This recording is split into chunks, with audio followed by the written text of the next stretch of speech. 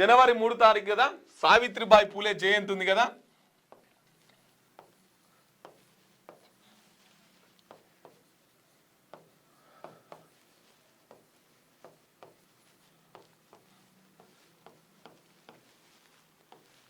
So ఈ సావిత్రిబాయి పూలే ఎవరు, ఏంటి, మనం ఎందుకు గుర్తు చేసుకోవాలి అనే అంశాల మీద మనతో మాట్లాడడానికి అన్న స్కైలాబ్ అన్న కేవీపీఎస్ నాయకులు ఉన్నారు. అన్నను ఒకసారి మార్నింగ్ న్యూస్కి ఇన్వైట్ చేద్దాం. అన్న మైక్ పెట్టు. మైక్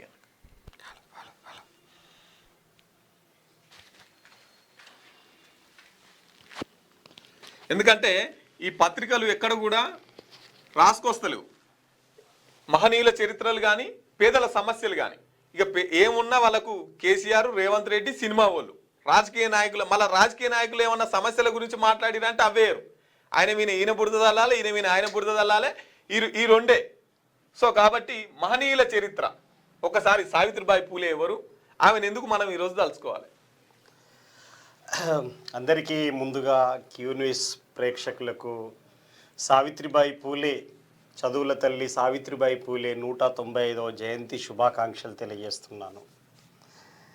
సావిత్రిబాయి పూలే భారతదేశంలో ఆటవిక మానవుణ్ణి ఆధునిక మానవుడిగా తీర్చిదిద్దడానికి మొట్టమొదట అక్షరాలు ఈ దేశానికి అందించినటువంటి చదువుల తల్లి సావిత్రిబాయి పూలే. చాలామంది సరస్వతి చదువుల తల్లి అని చెప్పేసి చెప్తుంటారు. చాలామంది సర్వేపల్లి రాధాకృష్ణన్ పుట్టినరోజుని ఉపాధ్యాయ దినోత్సవంగా చెబుతుంటారు.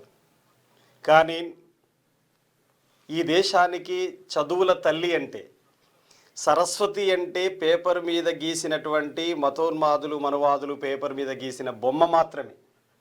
కానీ సావిత్రిబాయి పూలే అంటే మాత్రం ఈ దేశానికి చదువుల తల్లి, చదువుల అమ్మ. సావిత్రిబాయి అక్షరాలు దిద్దినటువంటి మన అమ్మ అయితే, సరస్వతి మాత్రం పేపర్ మీద గీసిన బొమ్మ మాత్రమే.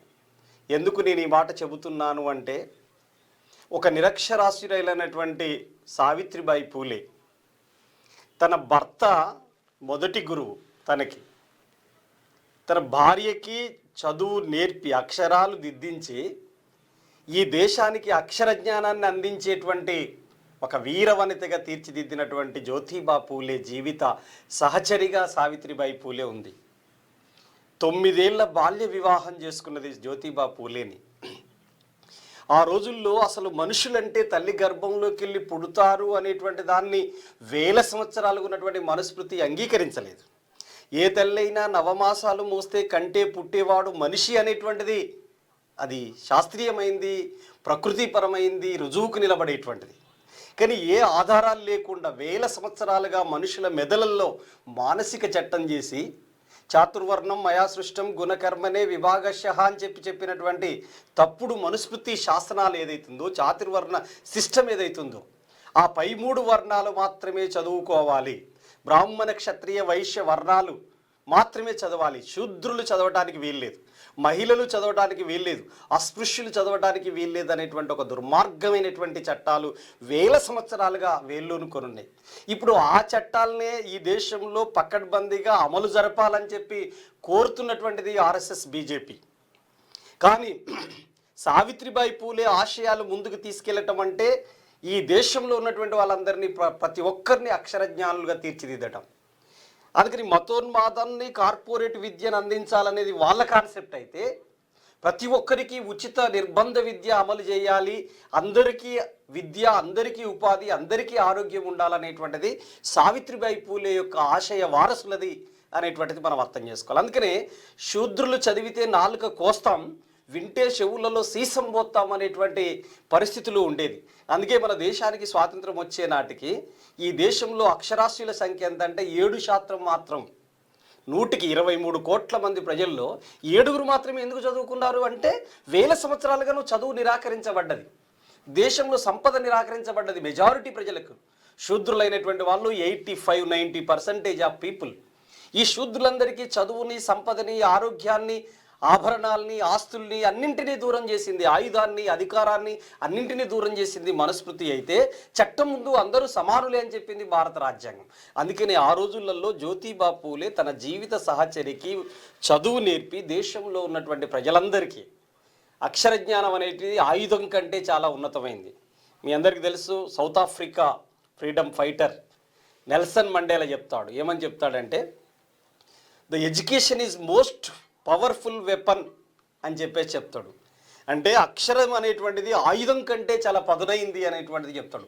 ఆ అక్షర జ్ఞానాన్ని దేశ ప్రజలకు అందించినటువంటి మొట్టమొదటి తల్లి సావిత్రిబాయి పూలే. ఆ సావిత్రిబాయి పూలే అందరికీ చదువు నేర్పడానికి వెళ్తున్నటువంటి సందర్భంలో ఆనాడు ఉన్నటువంటి మనువాదాన్ని అమలు చేసేటువంటి వాళ్ళు, బ్రాహ్మణీయ ఆధిపత్యాన్ని అమలు చేసేటువంటి ఆనాటి పూజారి వర్గం ఆమె మీద రాళ్ళు, పేడ అన్నీ వేయటం అనేటువంటిది జరిగింది. అందుకనే మీ అందరికీ తెలుసు, 1831 మహారాష్ట్రలోని సతారా జిల్లా నయాగావ్ అనేటువంటి ఒక గ్రామంలో జన్మించింది ఆమె. 9 ఏళ్ల చిరుప్రాయంలో పెళ్లి చేసుకున్న తర్వాత జ్యోతిబా పూలే ఎంత గొప్ప అంటే, ప్రతి పురుషుడి వెనకాల ఒక స్త్రీ ఉంటుంది, ప్రతి స్త్రీ విజయం వెనకాల ఒక పురుషుడు ఉంటుంది అనడానికి ఆ దంపతులు ఈరోజు. చాలామంది భారత్ మాతాకి జై అని చెప్పేసి అంటుంటారు. చాలామంది ఎవరికి అనాలి? భారత మాత అంటే పేపర్ మీద గీసిన బొమ్మకు జై అనాలా? ఈ దేశంలో నిలువెత్తు నిలబడ్డటువంటి తల్లిగా ఉన్నటువంటి సావిత్రిబా మాతాకి జై అనాలా అనేటువంటిది ఇప్పుడు దేశం ముందున్నటువంటి కర్తవ్యం. ఆమె చదువు చెప్తున్నప్పుడు అనేక అవమానాలు ఎదుర్కొంటే, రాళ్ళు, పేడ, కోడిగుడ్లు అన్నీ విసురుతూ ఉంటే కూడా జ్యోతిబా పూలే దగ్గరికి వచ్చి వేడుకొని, పూలే గారు ఇట్లా సంగతి ఇది జరుగుతుందంటే, అమ్మా సావిత్రి, ఈ దేశంలో ప్రజలందరికీ చదువు నేర్పించడం అనేది మన చివరి లక్ష్యం, ఆశయం.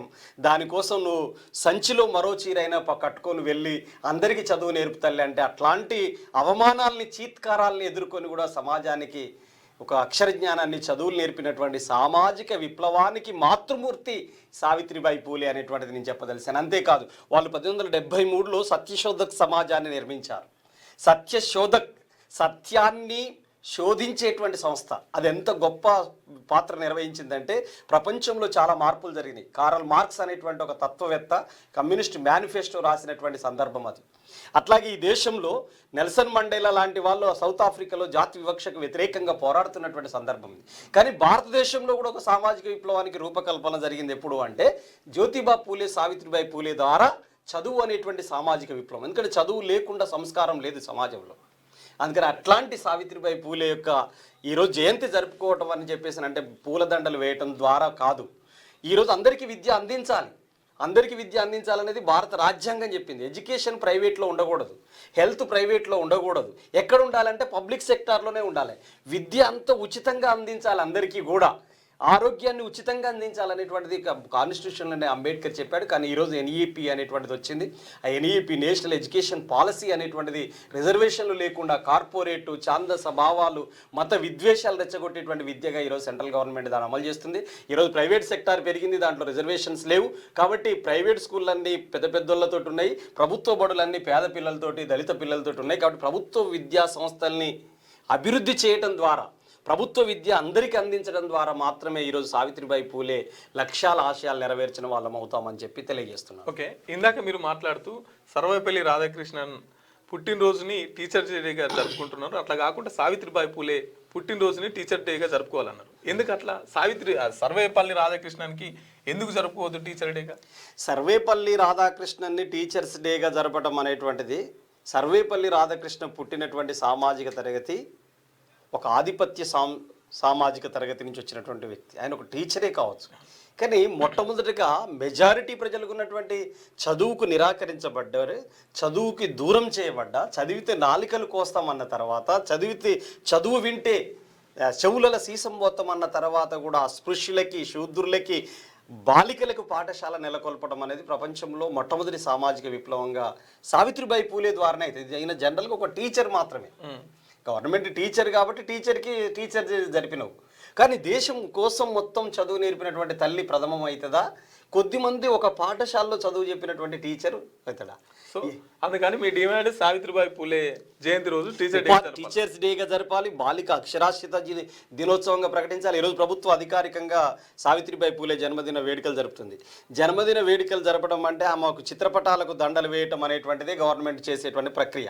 మేమేం చెప్తున్నామంటే, సావిత్రిబాయి పూలే ఆశయాన్ని ఎలా తీసుకెళ్లాలంటే అందరికీ విద్యను అందించడం ద్వారా సావిత్రిబాయి పూలే ఆశయాలను తీసుకెళ్లాలనేది మేము కోరుతున్నాం. ఇప్పుడు అది ఒక్కటే అడగకు, విద్యను మొత్తం కార్పొరేట్ చేసి మిగతా అన్ని ఉచితాలు ఇస్తాం అంటున్నారు కదా. నేనేమంటున్నానంటే విద్యా వైద్యం అనేటువంటిది ఎట్టి పరిస్థితుల్లో ప్రైవేట్ సెక్టార్లో ఉండకూడదు.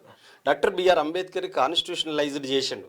విద్య అనేది ఆదేశిక సూత్రాల్లో 4వ అధ్యాయంలో చాలా స్పష్టంగా ఆయన చెప్పాడు. ఇప్పుడు 6 సంవత్సరాల నుండి 14 సంవత్సరాలలోపు బాలబాలికలందరికీ నిర్బంధ ఉచిత పెట్టాలని చెప్పి కొఠారి కమిషన్ వేశారు. తర్వాత కొఠారి కమిషన్ ఏం చెప్పింది అంటే తరగతి గదుల్లోనే దేశ భవిష్యత్తు నిర్మితం అవుతుందని అన్నాడు. మరి ఇంత చక్కటి అనుభవాలు మనకుంటే వాళ్ళు చాలా కొఠారి కమిషన్ చెప్పింది స్థూల జాతీయోత్పత్తి అంటే జీడిపిలో 6% నిధులు కేటాయించాలని, స్టేట్ బడ్జెట్లో 30% నిధులు కేటాయించాలని ఉంది. ఈరోజు మన రేవంత్ రెడ్డి సర్కార్ 30% నిధులలో వాళ్ళు 15% ఇస్తామని చెప్పి ఎన్నికల మేనిఫెస్టోలో చెప్పారు. ఇప్పుడు ఎంత కేటాయించారంటే 7% ఇచ్చారు. 50% లోపే. అవి కూడా రిలీజ్ అవుతున్నాయంటే బడ్జెట్ లేదనే పేరిట విద్యారంగానికి నిధులు లేవు. సంక్షేమ హాస్టల్స్ కానీ, ప్రభుత్వ పాఠశాలలు కానీ, ఏకోపాధ్యాయ పిల్లలు పాఠశాలలు లేకపోయినందుకు స్కూల్ మూసేస్తున్నామని ఇంకో పక్క ఇప్పుడు ఇక్కడ గవర్నమెంట్ వైఖరిలో మార్పు రావాలి. దేశంలో కేరళ అనేటువంటిది ఒక రాష్ట్రం సంపూర్ణ అక్షరాస్యతను ఎందుకు సాధించిందంటే విద్యారంగాన్ని ప్రభుత్వ సెక్టార్లో ఉంచింది కాబట్టి. అట్లాగే ఢిల్లీలో గతంలో కేజ్రీవాల్ గవర్నమెంట్ విద్యా వైద్యం అనేది ఎట్టి పరిస్థితులలో ప్రైవేట్లో కంటే ప్రైవేట్ స్కూళ్ళల్లో ఉన్న పిల్లలంతా వాపసు వచ్చి గవర్నమెంట్ స్కూళ్ళలో జాయిన్ అయ్యారు. 4 లక్షల మంది విద్యార్థులు వచ్చి వాపసు జాయిన్ అయ్యారు. అట్లాంటి ప్రక్రియ రేవంత్ రెడ్డి సర్కార్ తీసుకోవాలి. దేశంలో కేంద్ర ప్రభుత్వం ఆ పాత్ర నిర్వహించాలి. ప్రైవేట్ ఎడ్యుకేషన్ని, కార్పొరేట్ ఎడ్యుకేషన్ ప్రోత్సహించిన తర్వాత ఏముంటుంది? ఇప్పుడు చాలామంది అంటుంటారు ఎడ్యుకేషన్ హెల్త్కే. ఇప్పుడు ఒక తల్లి రోజు కూలికి పోతే 100 రూపాయలు వస్తే 70 రూపాయలు వాళ్ళ పిల్లల చదువుల మీద, వాళ్ళ ఆరోగ్యాల మీద ఖర్చు పెడుతున్నాం. 30 రూపాయలు కూడా తినడానికి ఉండట్లేదు.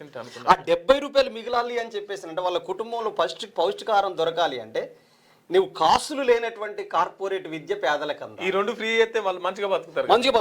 నీకు బస్సులు ఫ్రీ, రైళ్లు ఫ్రీ, అన్ని అనవసరమైనటువంటి చర్యలు. నువ్వు ఎడ్యుకేషన్ ఫ్రీ, హెల్త్ చర్య అది వద్దు అని చెప్పి నేను కోరట్లేదు. బస్సులు ఫ్రీని వ్యతిరేకించట్లేదు. కానీ నువ్వు ఈ కీలకం ఏదో అది చూడాలి కదా. ఇవ్వాల్సింది ఇవ్వకుండా మిగతా ఇస్తున్నావు కదా.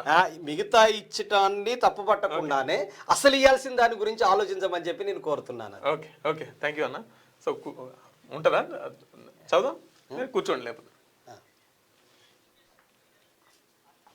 క్యూన్యూస్ పేరు చెప్పి ఎవరైనా వసూళ్లకు, అక్రమాలకు, బెదిరింపులకు గురి చేసిన క్యూన్యూస్కి సమాచారం ఇవ్వండి. క్యూన్యూస్ ఎప్పుడూ ఇలాంటి చర్యలకు పాల్పడదు, ప్రోత్సహించదు. క్యూన్యూస్ ఎల్లప్పుడూ ప్రజా గొంతుకగా ప్రజల సమస్యల కోసం నిరంతరం పోరాడుతుంది. మీకు ఎలాంటి సమస్య ఉన్నా క్యూన్యూస్ని కాంటాక్ట్ అవ్వండి. సంప్రదించవలసిన ఫోన్ నెంబర్ 7569534968 8688926084.